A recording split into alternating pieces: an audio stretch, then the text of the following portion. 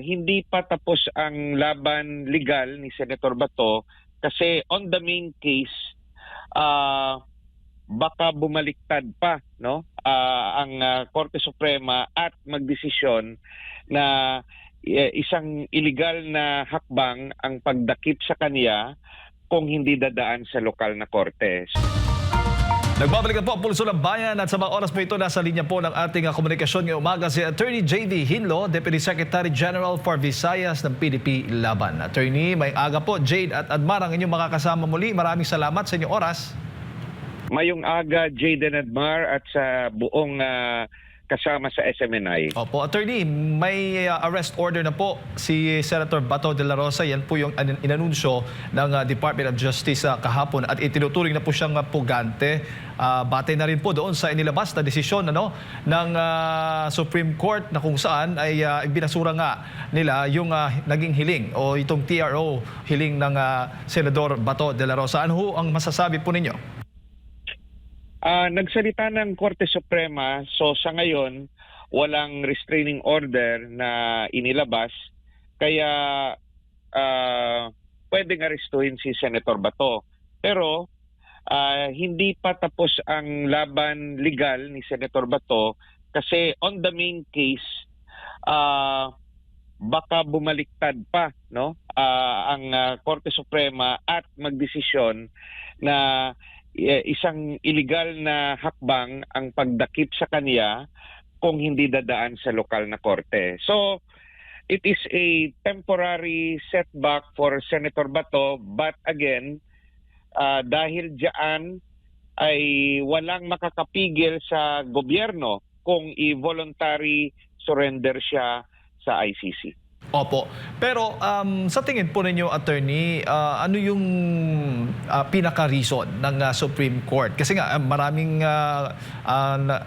mga espekulasyon, maraming mga pahayag, opinyon ng ating mga kababayan, bakit hindi na lang talaga yung naging desisyon ng Supreme Court ay inilabas considering na nagkakagulo na ang ating bansa ngayon? Tama po kayo. Kaya kung titignan natin, meron namang minority justices na yung kanilang opinion dapat nag-issue ng TRO. I think yung boto is 9 against 5 and 1 abstain. No? So, ibig sabihin nahati rin yung Korte Suprema. Yun nga lang, sa isang collegial body, mananaig yung majority. Now, sa ulitin, ito ay provisional decision on a provisional prayer, no? Ibig sabihin, yung main case, yung argumento against sa legalidad ng warrant of arrest ay hindi pa pinag-uusapan o nadidesisyonan ng Korte Suprema.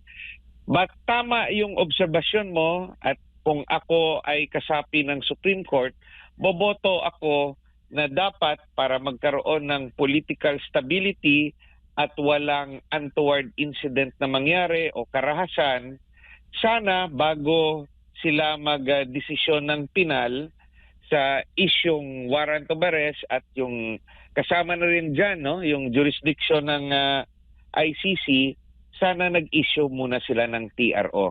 Yun nga lang, hindi talaga natin masasagot kung ano yung damdamin ng mga bumoto kontra sa TRO. Opo. Pero yung mga senador na tumulong baga sa pagtakas o pag-alis ni Senator Bato mula dyan sa Senado, possible ho ba ay masasabit po sila at may pananagutan po sila kaugnay nga doon sa pag-alis ni Senator Bato mula sa Senado?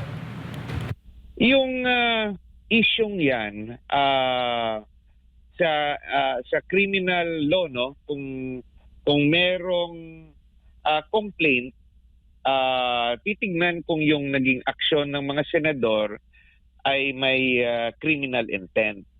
Pag na-prove naman na in good faith yon, wala silang criminal intent na i-violate ang batas kasi nasa isip nila na yung issue ay pending pa sa Korte Suprema.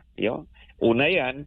Pangalawa, wala namang properly served na warrant of arrest, no?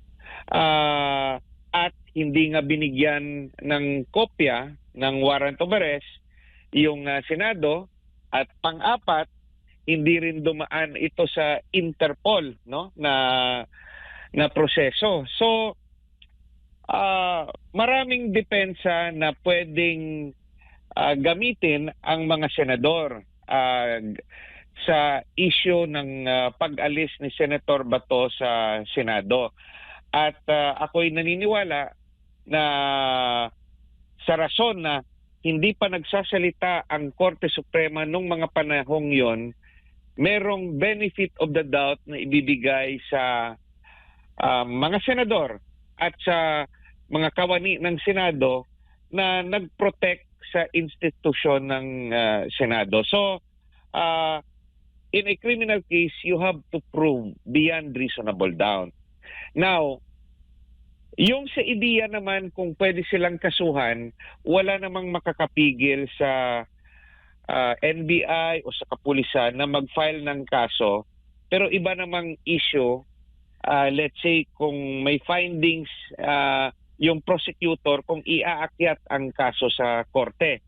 Now, alam naman natin ang DOJ, siya yung magdedetermine dahil nagbigay na ng opinion yung DOJ, so baka meron ng leaning towards a particular opinion ang DOJ. Yung last naman na maghuhusga ay ang ating mga korte. At sa tingin ko sa korte, titignan ng korte yung circumstances sa isyung pag-alis ni Senator Bato. At isa pa, yung panghuli, hindi pa rin natin alam ang magiging final na desisyon ng Korte Suprema. Pwede pang bumaliktad ito. Opo. May tuturing ho ba, attorney, na lawful arrest kung sakali man na isang citizen ang huhuli kay Senator Bato dahil nga ay may mga nananawagan na sa taong bayan na kung makita nila si Senator Bato ay pwede nilang ihulihin at ipadala, i-report sa mga otoridad? Sa tingin ko hindi pwede kasi kung yung pwede lang mag-aresto kay Senator Bato ay yung may kopya ng warrant of arrest, no? Yung citizen's lawful arrest ay pwede lang kung sa harap niya may nangyayaring krimen o talagang may kakaganap lang ng krimen na may personal knowledge siya at or ano talaga, yung talagang witness siya sa bagong krimen na naganap, no? But in this particular case, yung civilian, nababalitaan lang ng civilian sa mga balita yung sitwasyon ni Senator Bato. Yung to be safe for them, kung nakita nila si Senator Bato, edi tumawag sila ng kapulisan and let the police handle their job. But kung makikialam sila, it will be very dangerous to all parties. Dangerous to Senator Bato, dangerous rin sa civilian. Kaya ipagkatiwala na lang nila sa mga authorities. Opo. So, baga, ang gagamitin ng mga otoridad na isisilbing warrant yung mula sa ICC mismo at hindi dito sa ating korte, attorney. Yan ang malinaw. Yung sa pagkaalam ko, di ba parang sumali na yung Interpol. So, may dokumento niya for sure na manggagaling sa DOJ na siyang gagamitin ng kapulisan at siya rin gagamitin ng NBI at ng ibang lawful authorities para maepekto yung request for arrest ng ICC. Kasi wala namang direktang karapatan ang ICC na gumawa ng arrest. It has to pass through the Philippine government. At yung sa Republic Act 9369, yung ano pala, yung sa batas na yan, yung kailangan i-surrender voluntarily ng ating gobyerno ang karapatan niya over the jurisdiction ni Senator Bato. So either way, either let's say we have to pass through the extradition treaty or isosurrender ng gobyerno ang karapatan niya over a Filipino citizen dahil may hingi ang korteng international o isang foreign court. Sa Opo. case ni Senator Bato, nababalitaan naman natin na parang sinorender na ng ating Pangulo ang yung jurisdiction over Senator Bato at willing yung gobyerno na ibigay siya sa ICC. Opo. So, ang lilinawin ko lang, yung hiling ni Senator Bato na dapat dumaan sa Korte ng Pilipinas, itong arrest warrant mula sa ICC, ay hindi pa yun nadidesisyonan ng Supreme Court.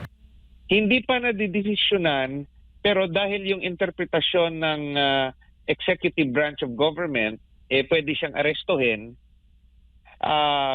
pwedeng magawa yun ng executive branch dahil walang TRO.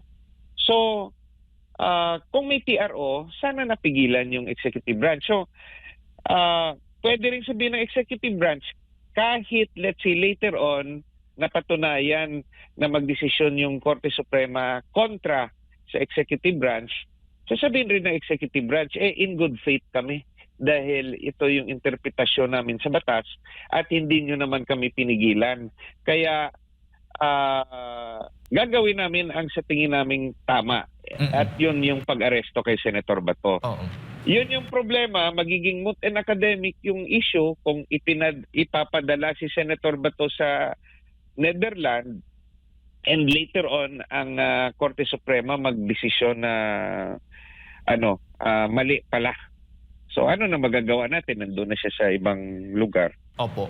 Kaya naman, ang suhestyon ng ilang mga abogadong nakakapanayam namin, magtago na lang ng mabuti si Senator Bato para hindi mahuli daw. Attorney, ano bang masasabi mo? Bawal sa mga abogado na magsabi ng ganyan, lalo na may, let's say, the Philippine government and affirmed by the court, magsasabi na valido ang isang warrant of arrest. Bawal sa abogado magbigay ng ganyang advice dahil nag-take oath kami na dapat i-defend namin ang konstitusyon at yung mga batas. Kung meron man ganyang opinion lang yan nila, pero dapat sa mga abogado, bawal kami magbigay ng ganyang advice. Opo. So, we are bound by legal ethics. Opo. At po pwede rin hubang isilbi yung warrant of arrest sa inyo, sa mga abogado? Naintindihan ko yung opinion ni Attorney Bondok, ni Kajimi, pero ordinarily, under Philippine law, for example, you will serve the warrant of arrest against the target, but yung sinasabi naman ni Attorney Jimmy, in the case of an ICC warrant, which is an international court, na hindi na tayo miyembro ngayon, may kawalan ng batas sa relasyon natin sa ICC kasi hindi naman siya foreign country at may kawalan rin ng treaty yung sa ngayon, although may sinasabing residual effect nung dating kasunduan. So naintindihan ko si Attorney Jimmy, pero siyempre if we follow Philippine law, yung arrest warrant, you serve it on the target, on the suspect being arrested. Kaya mas makakabuti kung yung Korte Suprema sagutin na ang issue na nakabinbin sa Korte para maliwanagan lahat. So, yan yung aking sagot. Opo. Kung sakali mang mahuli itong si Senator Bato de la Rosa, kaagad-agad ba siyang ilipad doon sa ICC o hihintayin yung magiging desisyon ng Supreme Court, attorney? Ginawa na nila kay former President Duterte sa ating Tatay Digong na inilipad siya kasi natandaan nyo, bago siyang inilipad, nag-file rin sina Attorney Torion ng TRO at injunction sa Korte Suprema. Hindi rin inaksyonan yung TRO and injunction. Yung main case nakabinbin hanggang ngayon. Kaya inilipad si former President Duterte sa Hague. O anong nagawa natin? Wala. Yung makakapigil lang ay ang Korte Suprema kung gagamitin natin o irerespeto natin ang ating batas. Labas sa batas, bawal nating sabihin yan dahil magiging issue political na yan. So, pag isyong batas, talagang Korte Suprema lang ang sana nakapigil sa kapulisan o sa Philippine government para mailipad si Tatay Digong at sa ngayon para mapigilan ang pag-aresto kay Senator Bato. Ngayong nahaharap nga itong si Senator Bato sa arrest order, attorney, at maingay pa rin o nagpapatuloy pa rin itong mga umuugong na mga usap-usapan o mga balita na panibagong kudita dyan sa Senado, considering na manipis nga daw yung agwat lamang ng majority, between majority and the minority dyan sa Senado. Paano po yan makakaapekto ngayon? Possible ho ba na matitibag na yung Senate majority, yung bagong Senate majority, o nakikita mong stable pa rin itong solid, itong 13 senador na nasa Senate majority ngayon? Kung yung nakaupo dyan ay Duterte 10, masasabi nating solid. Yung talagang masasabi nating atin, sino sila? Si Senator Bato, nawawala na nga ngayon si Senator Robin, Senator Bongo, no? Senator Marcoleta, at naging guest candidate nung huli si Senator Amy, na sa ngayon, to be fair to her, nagpapakita naman ng let's say pagkampi, no, sa ngayong Senate majority. Yung mga iba nating kasama nila na sina Senator Cayetano, Peter Cayetano, si Senator Chis Escudero, Senator Jingo Estrada, Senator Villanueva, they originally belong to the previous minority na kasama yung mga PDP senators at kay Senator Amy at Senator Marcoleta. Nadagdagan lang tayo ng magkapatid na Senator Villar at si Senator Pia Cayetano. Now, alam rin natin na yung mga senator, yung 13 senators, yung iba sa kanila may mga kaso na nakabinbin. Hindi natin alam ang epekto kung ifa-filean sila ng kaso. Lalo na, what if kung yung ifa-file sa kanilang kaso ay plunder? Hindi natin alam ano yung magiging resulta sa kanilang pag-iisip. Sana maging tapat sila sa kanilang grupo sa ngayon, pero hindi kasi sila yung talagang Duterte 10 kaya individual na desisyon nila yan at tao lang naman sila. Kaya sa magkabilang panig, may kanya-kanyang interest at sa huli, yung individual senators ang makakasagot lang yan. Opo. Kung sakali man, attorney, na magkaroon po sila ng mga kaso, karamihan po sa majority ngayon ay may mga iba't ibang kontrobersya ang kinakaharap tulad ng mga nabanggit po ninyo. Kung magkakaroon po sila, tutuluyan po sila at manindigan po sila sa kanilang prinsipyo at ang kanilang mga naging desisyon, maaari ho pa silang makaboto pa rin against doon sa impeachment ni VP Sara, kung sakali man? As with regard the conviction ng isang impeachable official, yung mga kukontra sa impeachment, hindi nila kailangan bumoto. Yung kailangan lang boboto, yung magko-convict, yung magboboto to convict. So, pag merong 9 senators na hindi boboto, mag-absent sila, o yung iba nakakulong, mananalo pa rin yung kumontra sa impeachment kasi you need 16 positive votes.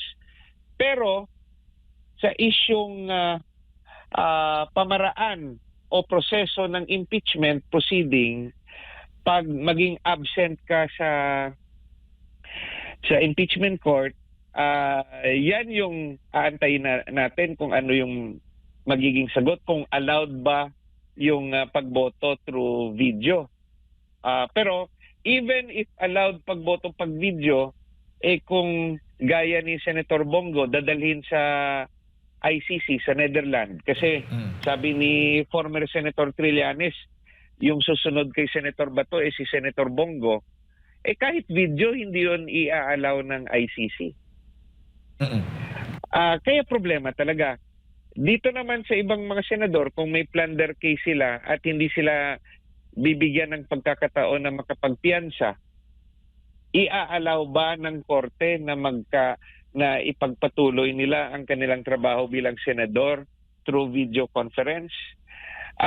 Based on experience, nung panahon na nakakulong si Senator Laila de Lima, was she allowed to participate by video conference and vote? Sa alam ko, parang hindi. Kaya it depends on the court that will be handling their case if i-allow ng huwes na pwede silang sumali sa proceedings through video conference. And secondly, there is also a question if it will also be allowed by the Senate as part of the rules. So I think i-convene pa lang yung Senado at gagawa pa lang sila ng kanilang rules. Attorney, si Partner Admar, may mga karagdagang katanungan po sa inyo.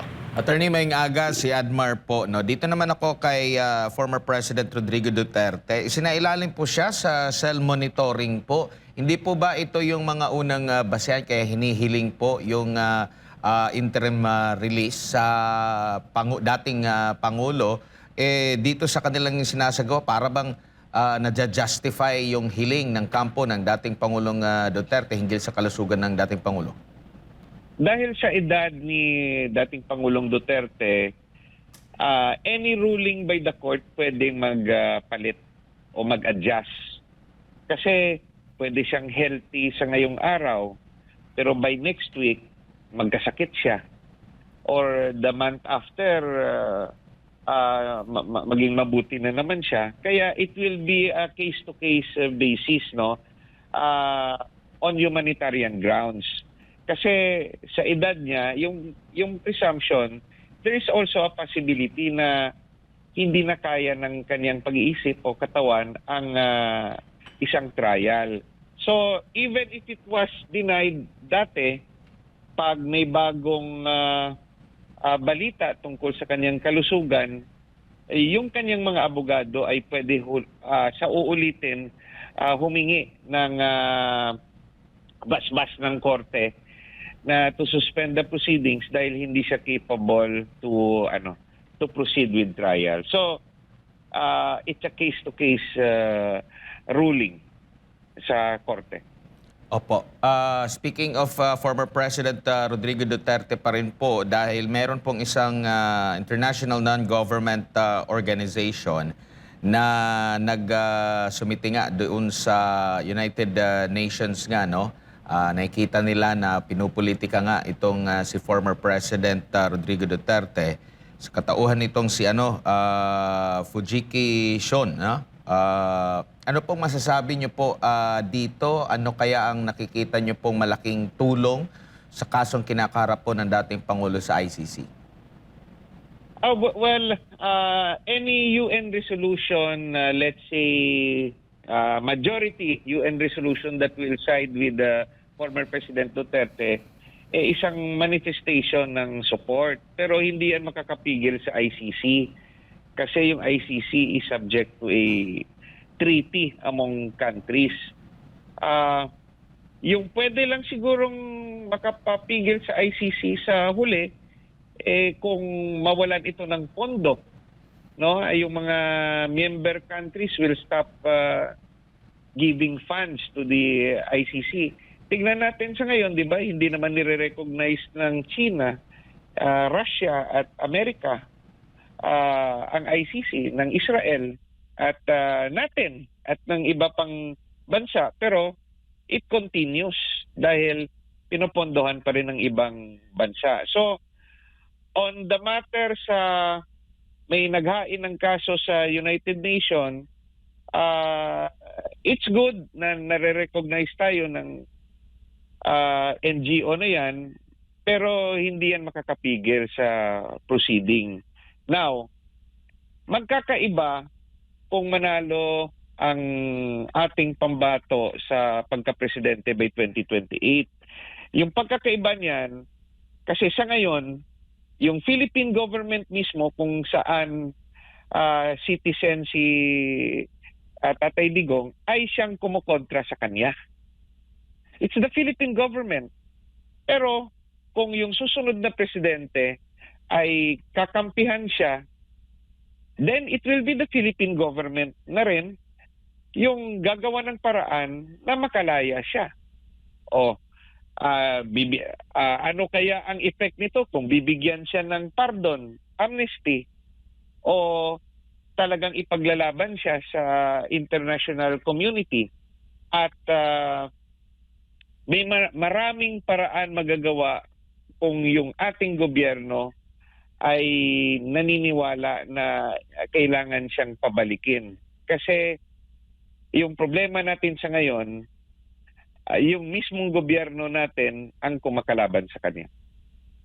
Opo, ang Department of Foreign Affairs ay dinismiss naman itong claim ng naturang NGO po, attorney. Kaya rin po ba ay kabilang sa mga nagtataka na ngayon ay nagsalita na itong DFA sa issue po na kinaharap ng dating Pangulong Rodrigo Duterte po, attorney? Lahat ng departamento ng gobyerno ay susunod sa foreign policy at sa legal opinion ng presidente ng Pilipinas. So lahat ng ito ay nakatutok sa kay President BBM. Nangyari ito kay Tatay Digong dahil kay BBM. Nung magkabati pa si VP Sara at si President BBM, walang ganitong problema. In fact, sabi nga ni PBBM, wala ng jurisdiction ng ICC sa Pilipinas. At ito'y sinasang-ayunan ng dating Solicitor General Minardo Guevara. Nag-iba yung politika, kaya inipit na si former President Duterte at nag-iba na rin ang opinion ni President BBM. At pina-resign ang mga secretaries at ni-renew ang gustong i-renew at si Solicitor Guevara hindi ni-renew at pinalitan ng bagong Solicitor General na kakampi sa opinion ni PBBM. Yan yung sitwasyon natin ngayon. Alright. Attorney, siguro yung huling mensahe para sa lahat ng ating mga kababayan na nanunood po at nakikinig sa mga oras na ito. Sa isyong legal, yung may final say sa lahat ng conflict sa ating bansa ay Korte Suprema. So, irespeto natin ang Korte Suprema. Huwag tayong maging marahas, no? Kasi nasa demokrasya tayo. Yung legal na pamaraan na pwede pa naman mabago kahit merong batas o hindi sumasang-ayon sa atin ang Korte Suprema. Yung legal na pamaraan ay political na solusyon. So, anong ibig sabihin nito? We have to win the presidency by 2028. Yan ang political na solusyon na makakaapekto rin sa legal na mga issues kung kakampi mo na ang presidente ng Pilipinas. At kahit sa ngayon, let's say yung batas, merong batas o interpretasyon ng Korte Suprema sa batas, nagsasabi na pwedeng hulihin at ipadala si Senator Bato sa The Hague, Netherlands, sa ICC. Irespeto natin. Pero hindi yan magiging pinal kahit magsalita ang Korte Suprema. Paano ko nasabi yon? Dahil baka balang araw, yung bagong Kongreso papasa ng bagong batas at sasabihin na hindi pwedeng ipadala ang katulad ni Senator Bato sa ibang bansa kasi kailangan dito litisin sa Pilipinas. Sa bagong batas, diyan naman susunod ulit ang Korte Suprema. Dahil ang Korte Suprema sumusunod lang sa batas natin ngayon. Walang makakapigil sa bagong Kongreso balang araw na baguhin ang batas. At wala ring makakapigil sa bagong presidente balang araw sa susunod na eleksyon kung babaguhin ang foreign policy ng ating bansa. Yan po ang aking mensahe sa lahat. Alright. Attorney, maraming salamat po sa inyo pong oras. Good morning po sa inyo. Maayong aga kag mabuhay ang SMNI.